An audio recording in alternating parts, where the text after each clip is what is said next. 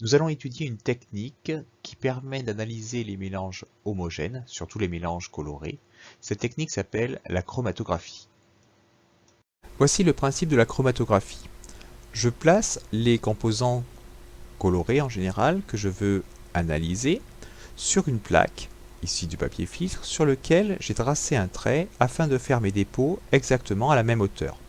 Puis je plonge cette plaque dans un liquide qu'on appelle un éluant, de manière à ce que la plaque soit dans le liquide, mais que mes dépôts de couleur ne touchent pas le liquide. Le liquide, l'éluant, va remonter le long de la plaque, ici du papier filtre, par capillarité, en entraînant et en décomposant les couleurs. Je peux voir ici en analysant que mon jaune était encore pur car j'ai une seule tache. Même chose pour le bleu, une seule tache, le bleu était encore pur. Par contre, pour le vert qui était ici, j'ai deux taches différentes, c'est donc que mon vert était un mélange. Si je regarde exactement la composition du vert, je peux voir que le vert est composé donc de jaune et de bleu, mais pas de n'importe quel bleu, puisque le bleu qui compose le vert est à la même hauteur que le bleu qui était déposé ici. C'est donc que ce vert est fait avec le même bleu que celui qui était ici. Même chose pour le jaune du vert ici est le même que le jaune qui était ici. Si par exemple le bleu avait été un bleu différent, eh bien les taches n'auraient pas été à la même hauteur. C'est ce que nous allons voir dans les exemples qui vont suivre. Nous allons utiliser la chromatographie pour analyser la composition des colorants, des gélules et des comprimés de médicaments. Ces couleurs n'étant pas prises au hasard, comme vous pouvez le lire ici. Nous allons d'abord analyser par chromatographie la composition du colorant vert qui constitue cette gélule.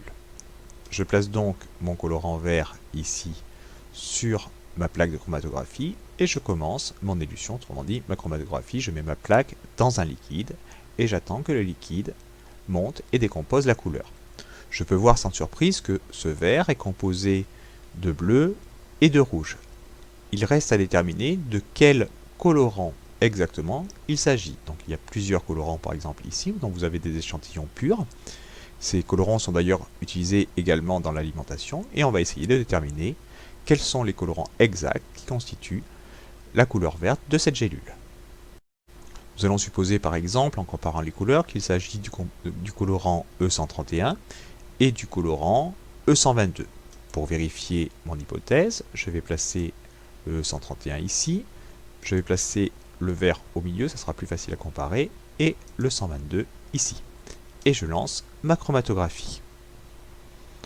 Je peux voir déjà que le E131 monte à la même vitesse que le bleu du vert, ils arrivent à la même hauteur, ça veut dire que ma couleur verte est bien faite avec le colorant E131.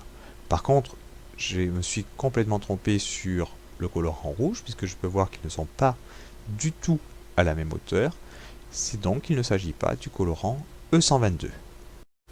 Je vais tout de suite noter mon résultat pour le E131 pour ne pas l'oublier. Donc ici, je vais cocher E131.